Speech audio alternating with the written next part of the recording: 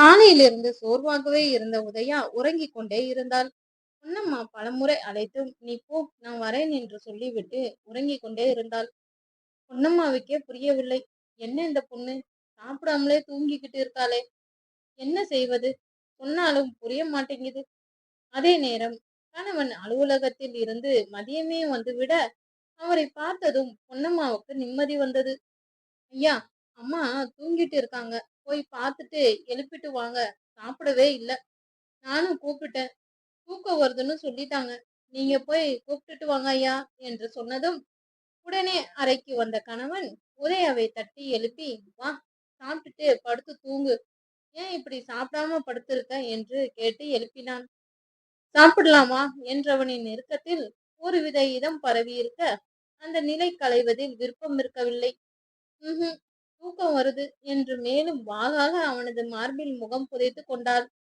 சரிதான், கொஞ்சம் ஓய்வெடுக்கட்டும் என்று எண்ணிய கதிரவன் மென்மையாக அணைத்து கொண்டிருந்தான். மனைவியின் ஆழ்ந்த உறக்கம் நிம்மதியை கொடுத்திருந்தது. சிறிது நேரத்தில் விழித்திருந்தவளிடம் இப்போ எப்படி இருக்கு என்று கேட்டிருந்தான். அப்போ சாப்பிட போலாம் வா, இன்னும் கொஞ்சம் என்றவள் திடீரென்று ஒரு மாதிரியாக விட்டிருக்க, என்னாச்சி என்றிருந்தான். அப்பொழுது கணவனின் கையை எடுத்து தனது வெற்று வயிற்றில் வைத்திருந்தாள் உதயா. முதலில் புரியாமல் பார்த்தவன் பிறகு உள்ளே தெரிந்த தனது குழந்தைகளின் பலமான அசைவில் உடலும் உள்ளமும் ஒரு சேர சிலிர்த்து போய் பார்த்தான். என்ன புதி குழந்தைகள் என்று கண்கலங்க, போங்க, உங்களுக்கு இதே வேலையா போச்சு. எப்ப பார்த்தாலும் அழுதுகிட்டு. நான் பாப்பா அசைவ பாருங்கன்னு சொன்னா நீங்க என்னடான்னா அழுதுகிட்டு இருக்கீங்க. கதிரவன் மனதில் பாவம், முதல் பிரசவம், அவளே பயப்படாமல் இருக்கும்போது நாம் அழுது அவளை பயமுறுத்த கூடாது என்று மகிழ்ச்சியாக இருப்பது போல காட்டிக்கொண்டாள். அப்படி இல்லம்மா, குழந்தைங்க அசைவ பார்த்ததும் சந்தோஷத்துல கண் கலங்கிடுச்சு, வேற எதுவும் இல்லை. ஏனோ எதையும் சொல்ல முடிந்திருக்கவில்லை. மனதிற்குள் ஒரு இனம் புரியாத இதம் தோன்றி நெஞ்சை நிறைந்திருந்தது. கதிர், நீங்க வேணும்னா கிளம்புங்களேன். உங்களுக்கு எத்தனையோ வேலை இருக்கும். எனக்கு எப்போ வேலை முடியுதோ அப்போ உடனே உன்னை பார்க்கணும்னு ஓடி வந்துடுறேன். அதனால பயப்படாத. எனக்கு வேலை இருந்தா நானே உன்கிட்ட சொல்லிடுவேன். வேலை இருக்குமா, கொஞ்சம் வர லேட் ஆகும்னு. ஆனா வேலை இல்லாதப்போ எனக்கு உன் ஞாபகம் தான் வருது. அதனால ஓடி வந்துடுறேன். எங்க அந்த நெருக்கம் மனதில் இருப்பவற்றை எல்லாம் ஒட்ட வைத்து விடுமோ? ரோஹித் எழுதிய கடிதத்தை பற்றி ஏற்கனவே அஞ்சி கொண்டிருந்த கதிரவன், அப்போ நீ போய் சாப்பிட்டு வந்து ரெஸ்ட் எடு, இல்ல பொன்னம்மாவை எடுத்துட்டு வர சொல்லட்டுமா என்று கேட்டிருந்தான். நானே போய்க்கிறேன். சத்தான ஆகாரம் எடுத்துக்கோ. உன்னோட சேர்த்து 3 பேருக்கு நீ சாப்பிட்டாகணும் என்று இருந்தான். என்ன புரியுது. நான் எப்பவுமே சாப்பிடாம ஸ்கிப் பண்ணதில்லை. வழக்கத்தை விடவும் அக்கறை எடுத்துதான் இருக்கேன். சரி, நான் சாப்பிட போறேன். நீங்களும் வாங்களேன், கம்பெனி கொடுங்க. சரி வா, சாப்பிட போகலாம் என்று கணவன் மனைவி இருவரும் சேர்ந்து சாப்பிட அமர்ந்தனர். சரி, ஓகே, நீ கொஞ்சம் ரெஸ்ட் எடு, எனக்கு கொஞ்சம் வேலை இருக்கு. அலுவலக அறைக்கு சென்றான். மீண்டும் சேர்ந்திருந்த கடிதங்களை புகைப்படங்களையும் மேலோட்டமாக பார்த்தவன் பிறகு மீண்டும் பூட்டி சாவியை எடுத்து போட்டிருந்தான். அந்த ரோஹித்தின் சட்டையை பிடித்து, ஏன் இப்படி அநியாயமா ஒரு பெண்ணின் வாழ்க்கையில் விளையாடுகிறாய் என கேட்க வேண்டும் போல ஒரு வெறி வந்திருந்தது. எவனோ ஒருவன் சொல்வதை நம்பி தான் கட்டிய மனைவியை தனது நேசத்துக்குரியவளை சந்தேகப்படுவதா? இல்ல, அது சந்தேகம் இல்ல. ஏன், மனைவியின் மேல் எந்த சந்தேகமும் இல்லை என்பதில் அவனுக்கு துளியும் சந்தேகம் இருக்கவில்லை. அவனுக்கு இருப்பதெல்லாம் ஆதங்கம்தான். எதற்காக எவனோ ஒருவனுக்கு இவ்வளவு இடம் கொடுக்க வேண்டும் என்பதுதான். என்னதான் நண்பன் என்றாலும் தகுதி இல்லாதவனிடம் நட்பை, அந்தரங்கத்தை பகிர்ந்து கொள்ள எப்படி முடிந்தது என்பதும். அதனாலதான் இந்த மாதிரி தவறானவர்கள் எல்லாம் குடும்பத்தில் நுழைந்து விடுகிறார்கள். அந்த ரோஹித்தால் இப்படி எல்லாம் நடந்து கொள்ள முடிகிறது. யார் யாருக்கு எவ்வளவு இடம் கொடுப்பது என்பது கூட தெரியாததால் வந்த வினைதானே இத்தனையும். சரிதான், இப்போதைக்கு மனைவியின் ஆரோக்கியம் மற்ற அனைத்தையும் விட முக்கியம் என்று எண்ணியவன் இந்த பிரச்சனையை பிறகு பார்த்து கொள்ளலாம் என்ற முடிவுக்கு ஒரு மனதாக வந்திருந்தான். வழக்கம் போல காலை நடைப்பயிற்சியை முடித்துக்கொண்டு வந்த கதிரவன் அன்றைய நாளிதழை கையில் எடுத்திருந்தான். குட் மார்னிங் கதிர் என்றாள் உதயா. Very good morning. நல்லா தூங்குனியா? ஆமாம், நல்லா தூங்குனேன். நீங்க? ம். காப்பி கிடைக்குமா? இன்னும் குடிக்கலையா? ஆமா, இதோ வரேன். அவசரம் இல்ல. மெதுவா உனக்கும் சேர்த்து எடுத்துட்டு வா. இருவரும் சேர்ந்து காப்பியை குடித்தனர். உதயா, உனக்கு இப்போ பரவாயில்லையா? இல்லை என்றால் டாக்டர் கிட்ட போயிட்டு வந்துடலாமா? ஏதாவது சோர்வா இருக்கா? சொல்லு என்று கேட்க, அப்படியெல்லாம் ஒண்ணும் இல்லைங்க. இப்ப நான் பரவாயில்ல என்று சொல்லிக்கொண்டே இருந்தாள். சரிம்மா, நான் ஆபீஸுக்கு போயிட்டு சீக்கிரம் வந்துடுறேன் என்று சொல்லிக்கொண்டு குளித்துவிட்டு அலுவலகத்துக்கு கிளம்பி விட்டான். உதயாவும் குளித்துவிட்டு சமையல் அறைக்கு வந்து பொன்னம்மாவிடம் சிறிது நேரம் பேசிவிட்டு அவர் கொடுத்த சத்துள்ள ஆகாரத்தையும் சாப்பிட்டுவிட்டு பொறுமையாக தோட்டத்தில் நடைப்பயிற்சி மேற்கொண்டாள். பிறகு நேரம் போனதே தெரியவில்லை. மெதுவாக வந்து ஹாலில் அமர்ந்து நாளிதழை பிரித்து படித்துக் கொண்டே இருந்தாள். என்ன பண்ணிக்கிட்டு இருக்க? வாங்க கதிர், சும்மாதான் இருக்கேன். அதிசயமா ஆபீஸ்ல இருந்து நேரத்திலே வந்திருக்கீங்க? ஆமா உதி, வேலை குறைவா இருந்தது. கதிர், என்ன உதி, எங்கேயாவது வெளியே போயிட்டு வரலாமா? தாராளமா. எங்க? எனக்கு எனக்கு ஒரு மோதிரம் வாங்கி கொடுக்க முடியுமா? சரிடி, கிளம்பு என்று சிரித்துக்கொண்டே சொல்ல, இப்பவே வா. ஏன்? சரிதான், உங்களுக்கு டீயும் டிஃபனும் அனுப்பிட்டு நான் போய் 10 நிமிஷத்துல கிளம்பி வரேன். டீ மட்டும் போதும், உடனே கொண்டு வர சொல்லு. கசகசன்னு இருக்கு, நானும் குளிச்சுட்டு தான் கிளம்பணும். இதோ என்று சென்றவளை பார்த்து ரசித்துக் கொண்டு இருந்தான். மனைவிக்காக விலை உயர்ந்த வைர மோதிரம் ஒன்றை வாங்கி அவளது விருப்பப்படி அணிவித்து விட்டு இருந்தான்.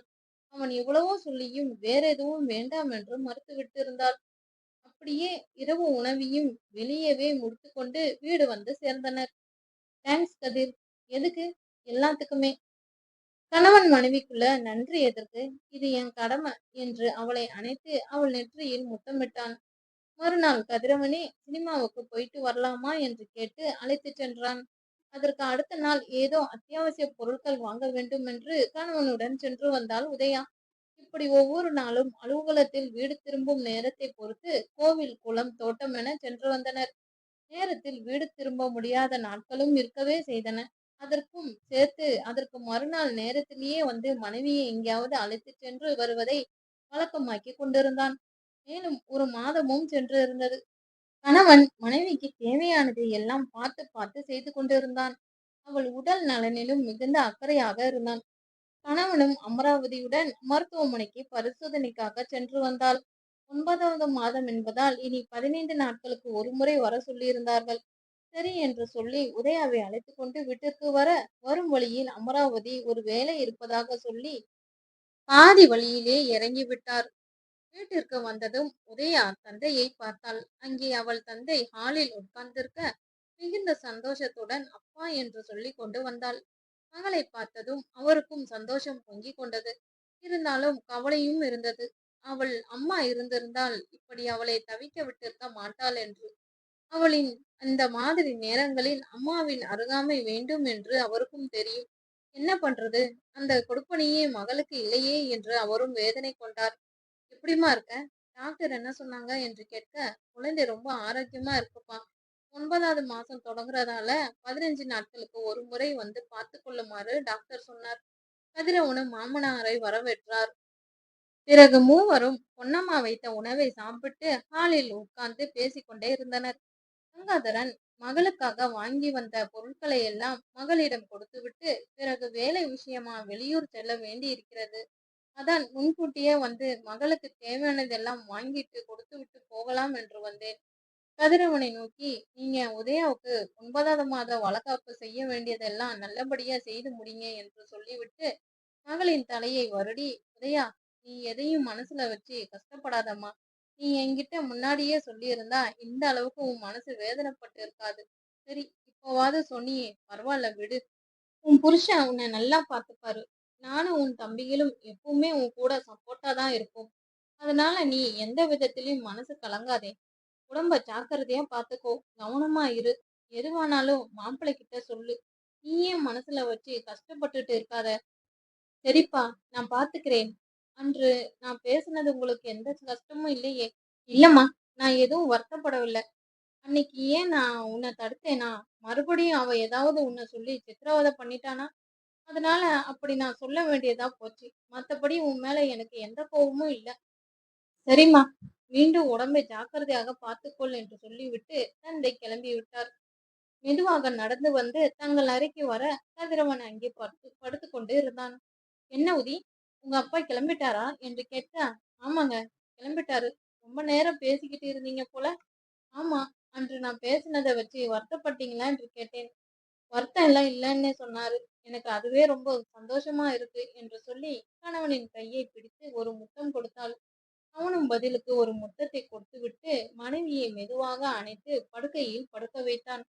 மறுநாள் காலை எழுந்து கதிரவன் அலுவலகம் சென்று விட, உதயம்மா, என்ன பண்ணம்மா, ஐயாவோட தம்பிங்க குடும்பம் 3 பேரும் இன்னும் கொஞ்ச நேரத்துல வந்துடுவாங்க. நீயும் அவங்க கூடவே சாப்பிடுறியா?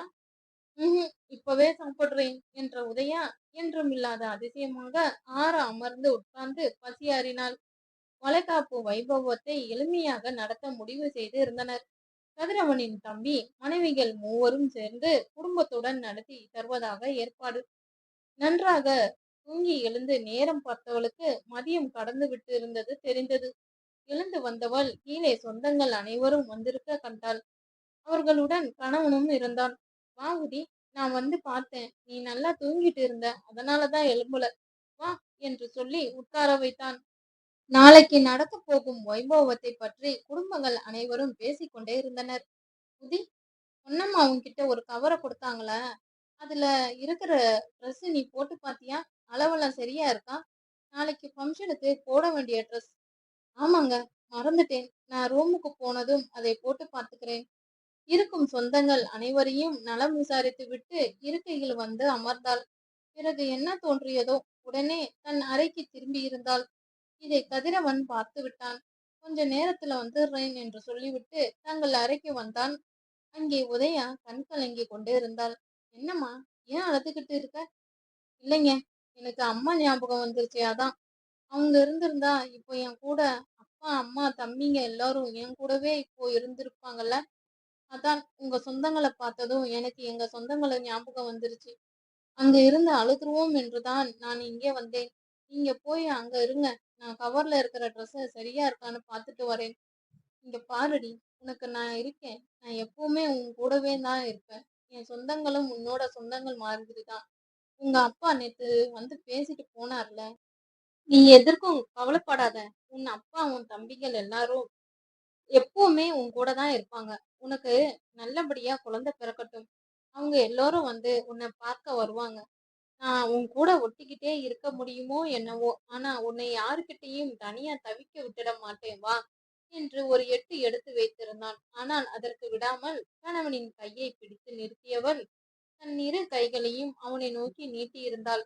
புரியாமல் திரும்பியிருந்தவனுக்கு மனைவியின் ஏக்கமும் எதிர்பார்ப்பும் ஏதோ செய்திருக்க இழுத்து அணைத்திருந்தான்.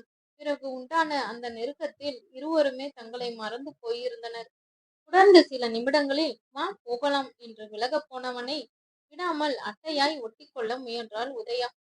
போலாமா என்றவன் அவளை அழைத்து கொண்டு போனான். சில நிமிடங்கள் பேசிவிட்டு மறுநாள் வைபவத்திற்காக அனைவரும் ஆளுக்கு ஒரு வேலையை பார்க்க போயிருந்தார்கள். கதிரவனும் பூக்கள், குங்குமச்சிமிழ், வளையல்கள், சந்தனம், குங்குமம் என இன்னும் நிறைய பொருட்களை பார்த்து வாங்க வேண்டும் என்று பெண்களும் உடன் சென்றிருந்தனர். வளகாப்பு வைபவம். பெண்கள் மூவரும் சந்தனம் பூசி பூ பொட்டு வைத்து வளையலிட்டு மஞ்சள் கயிற்றை கட்டி வாழ்த்தினார்கள். தொடர்ந்து கதிரவனும் வயதில் பெரியவர்கள் என்று அமராவதி சிட்டியும் அவரது கணவரும் சேர்ந்து உதயாவுக்கு ஆசி வழங்கினர். வெளியாட்களோ யாரும் இல்லாததால் சடங்கு சம்பிரதாயம் என்று நிறைய பார்க்காமல் அதே சமயம் சிறப்பாகவும் செய்து முடித்தார்கள். பொன்னம்மா, இப்படி வா. தன்னுடைய அறைக்கு வந்திருந்த உதயாவிடம் என்னம்மா என்று கேட்டிருந்தாள் பொன்னம்மா. கையில் இருந்த வெற்றிலைப்பாக்கை பொன்னம்மாவின் கையில் கொடுத்திருந்த உதயா, என்ன ஆசீர்வாதம் பண்ணு என்று அவருடைய கால்களில் பணிந்திருந்தாள். கண்களில் நீர் கோத்து கொள்ள அவசரமாக கைக்கு வந்த ரூபாய் நோட்டை எடுத்து நீயும் ஐயாவும் 100 வருஷம் 16 செல்வமும் பெற்று பெருவாழ்வு வாழணுமா என்று வெற்றிலைப்பாக்குடன் வைத்து கொடுத்திருந்தாள். மனைவியை காணாது தேடி கொண்டு வந்த கதிரவனும் தானும் ஒரு கை பிடித்து எழ உதவினான். என்ன உதயமா, இந்த நிலையில இப்படி சிரமப்படுறியே என்று பொங்கி வந்த கண்ணீரை துடைத்துக் கொண்டாள் பொன்னம்மா. அதில் என்ன பொன்னம்மா, உன் ஆசீர்வாதம் எனக்கு விலை மதிப்பில்லாதது என்றவள், பிரசவத்துல எது எனக்கு ஏதும் ஆயிடாதே என்று கேட்டிருந்தாள். என்னம்மா இப்படி கேக்குற?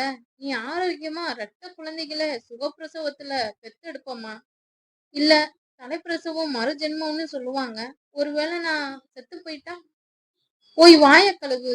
என்ன பேச்சு பேசிக்கிட்டு இருக்க என்ற பொன்னம்மாவின் கோபத்தை ரசித்தவள் தொடர்ந்து கணவனை பார்த்தாள். அவன் கண்களிலும் கண்ணீர் வந்து கொண்டிருந்தது. யாருக்கும் தெரியாமல் அதை கட்டுப்படுத்தி கொண்டான். சரி வா உதி, ரூம் போட்டோ எடுக்க எல்லாரும் வெயிட் பண்ணிக்கிட்டு இருக்காங்க. ம் என்று கணவனுடன் நடந்தாள்.